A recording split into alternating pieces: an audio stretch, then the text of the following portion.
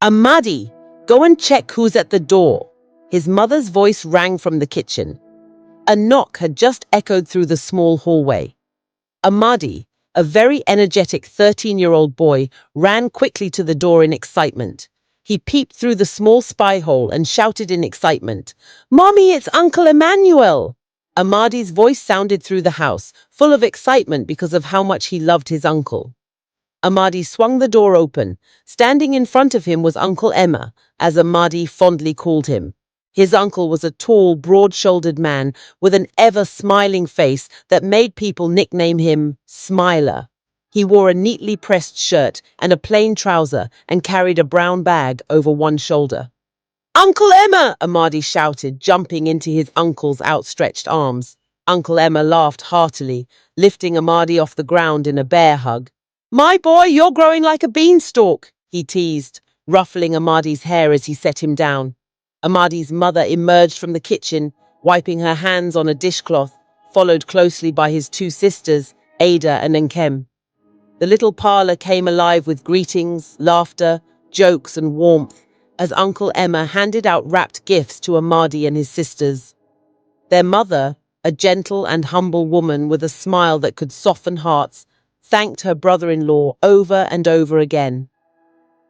"Brother Emmanuel, you didn't have to do this," she said, shaking her head fondly. "You're spoiling these children with gifts, though." "Nonsense," Uncle Emma replied, waving a hand dismissively.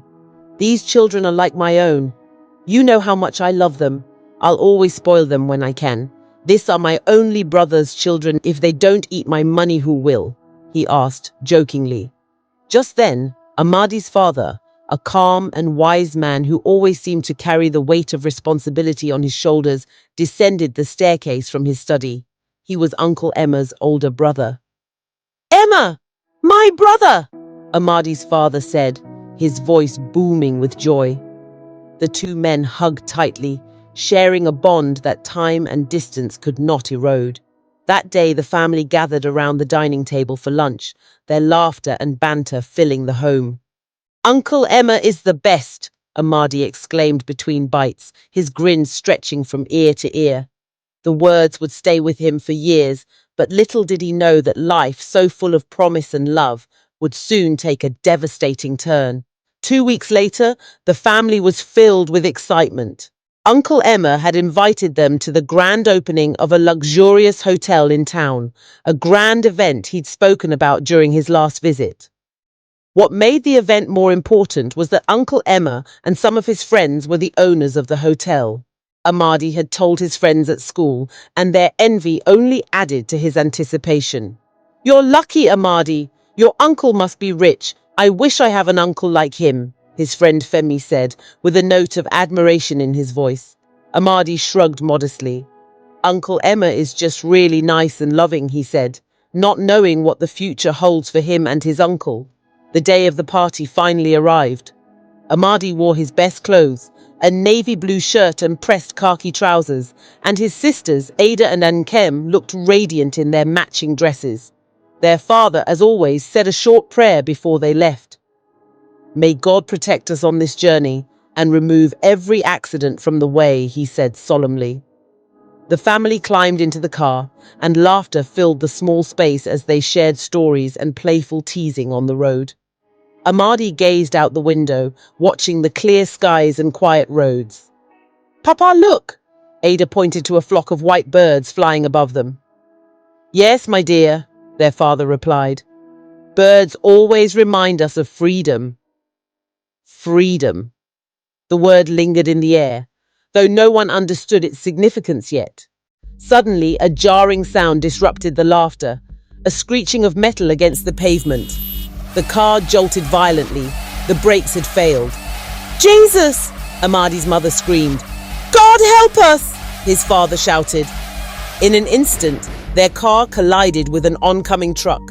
A deafening crash filled the air, followed by silence.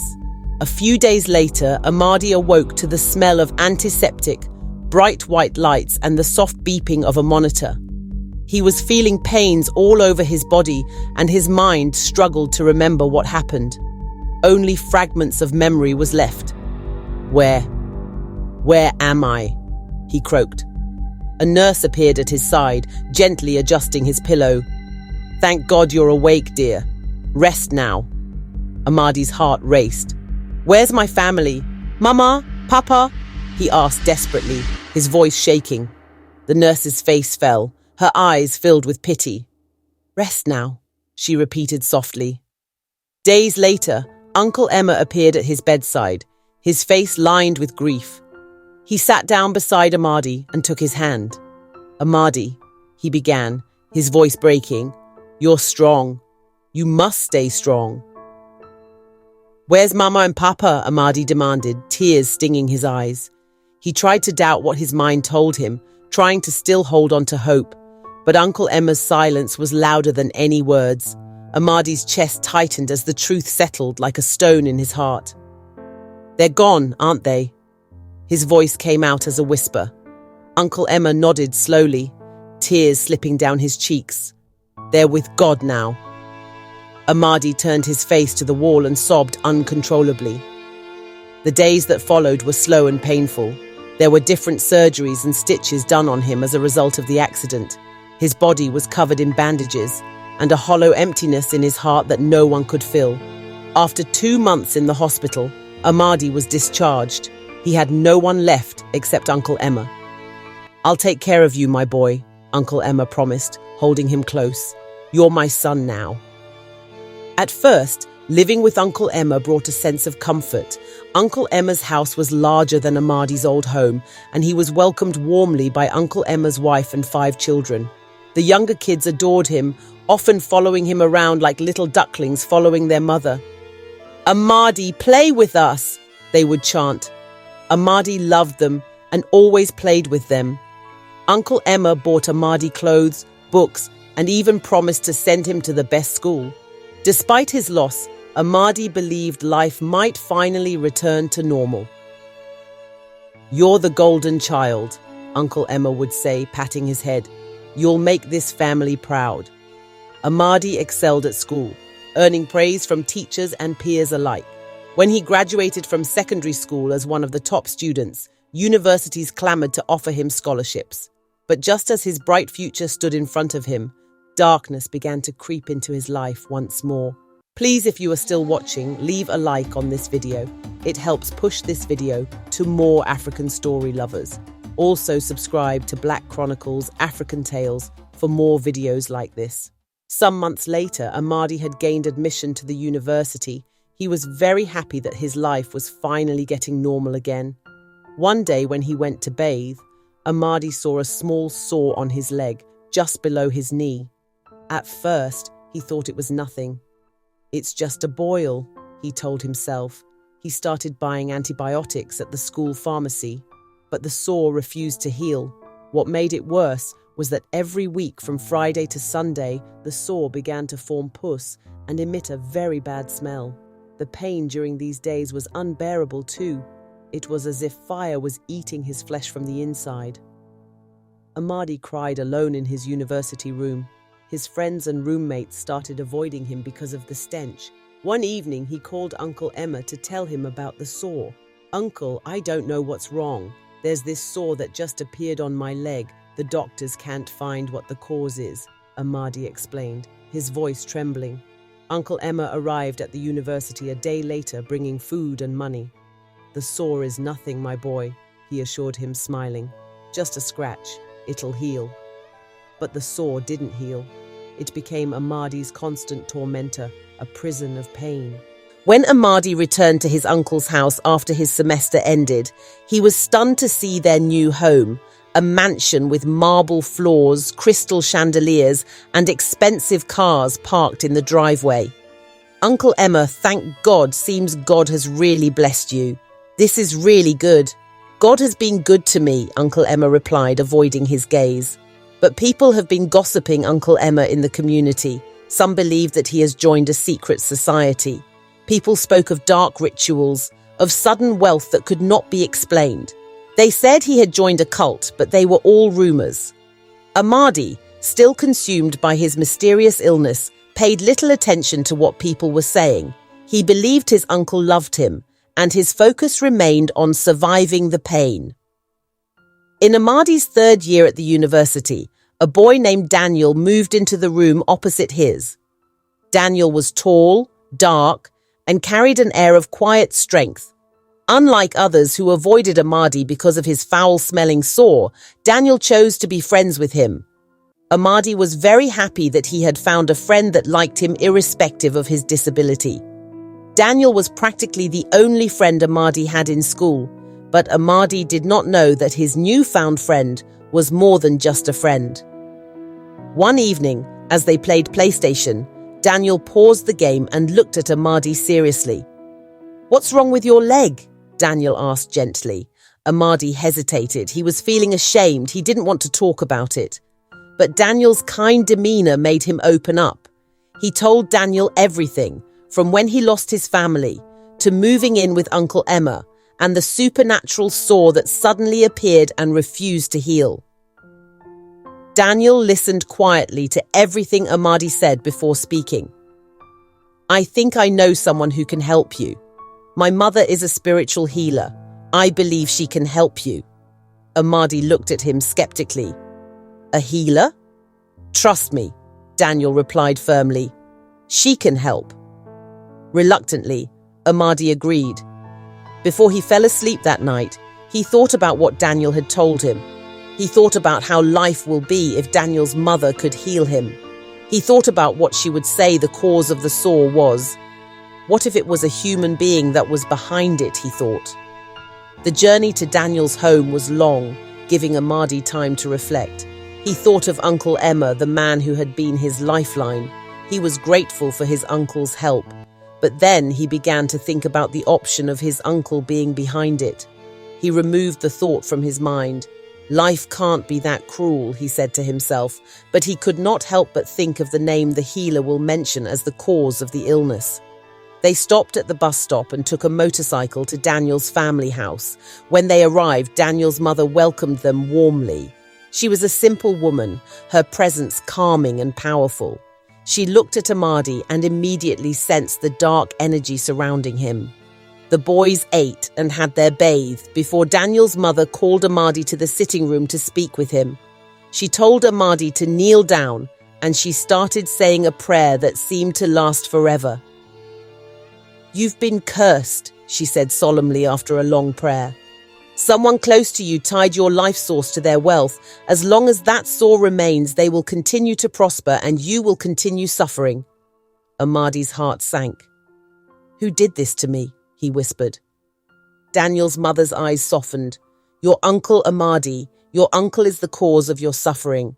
Amadi stood in front of Daniel's mother, still unable to fully comprehend what she had just told him. His uncle was behind his illness, he thought. "And I thought he loved me," Amadi said. Daniel's mother told him that to free him from the curse, she would conduct a cleansing ritual on him, but she said it was not going to be easy. She told him that the ritual will last for 7 days, and in that time, he will not eat anything but drink only water. The cleansing ritual was not an easy one. There were different dark forces at work, and Amadi kept thinking of the unimaginable truth that his own uncle was the one responsible for his suffering. It all felt like a nightmare that he wished he could wake up from. For 7 days, Amadi had endured the cleansing ritual, allowing Daniel's mother to work her spiritual magic to free him from the curse that had plagued him for so long. Each incantation, every medicinal herb, and every spiritual battle fought by Daniel's mother had taken its toll, but Amadi had remained strong.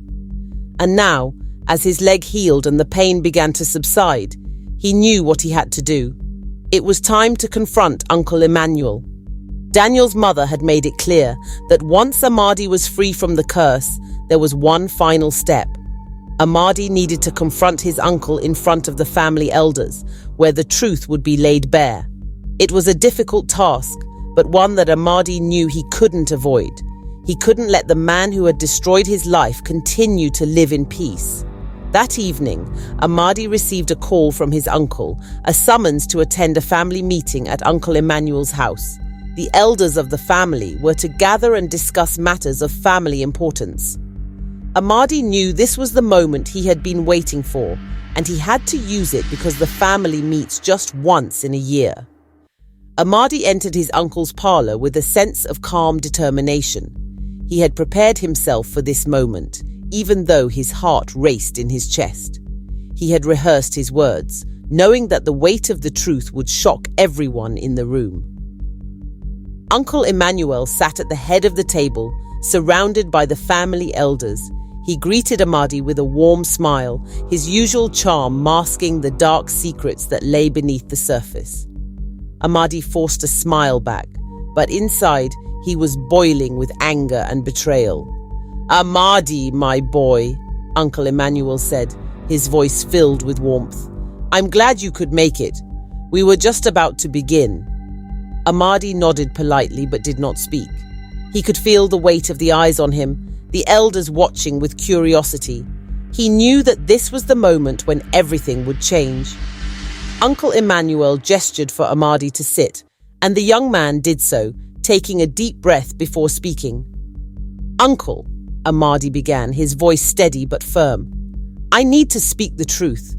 I can't live in silence anymore." The room fell silent. The elders exchanged confused glances, unsure of where this was going. "What do you mean, Amadi?"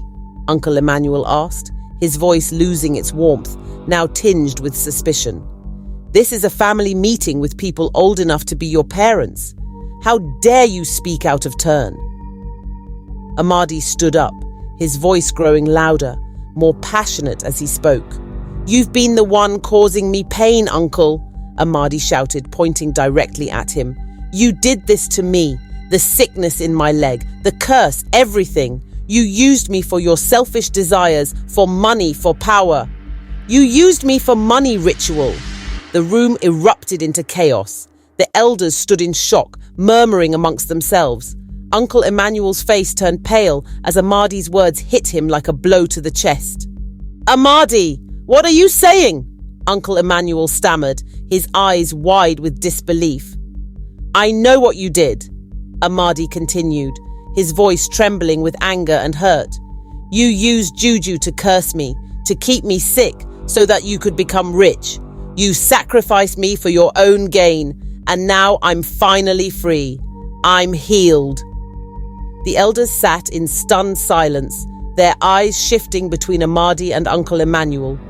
Some looked at Amadi with disbelief, while others seemed to be processing the gravity of what he had said. Uncle Emmanuel stood up, his face reddening with fury. "This is ridiculous! You're lying, Amadi, you're a disgrace!" But Amadi wasn't done. He stepped forward, his gaze unwavering as he looked at the man who had once been his protector, his uncle. "I'm not lying, Uncle. I have seen the truth.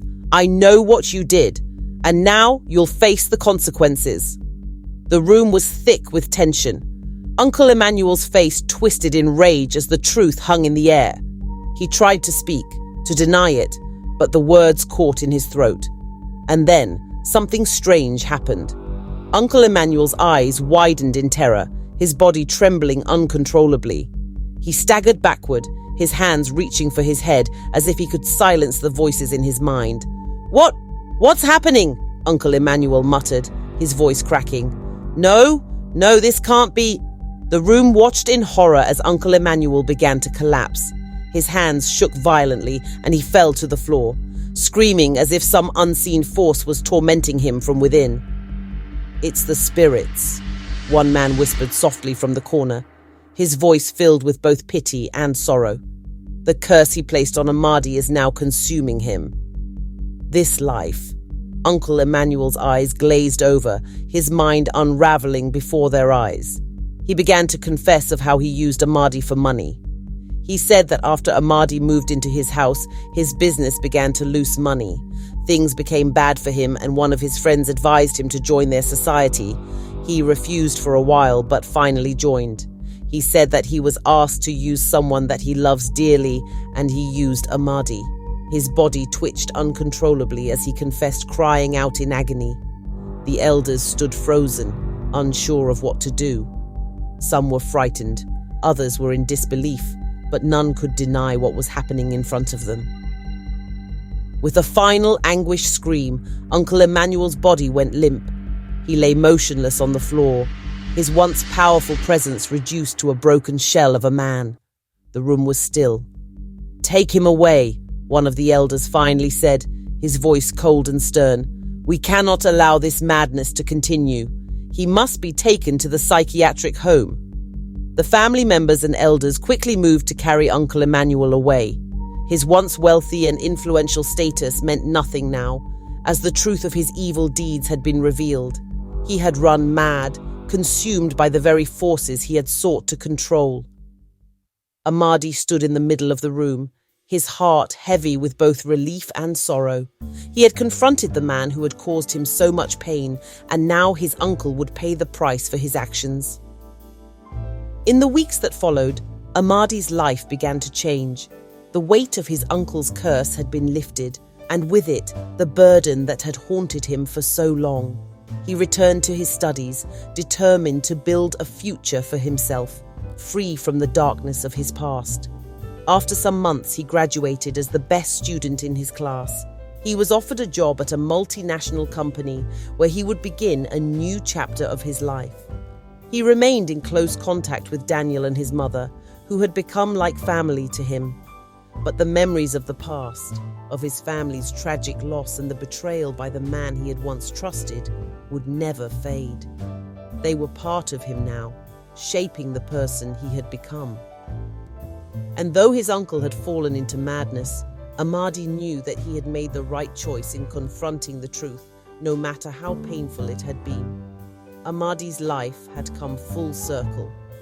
From the ashes of his past, he had risen, stronger and wiser, ready to face whatever the future held.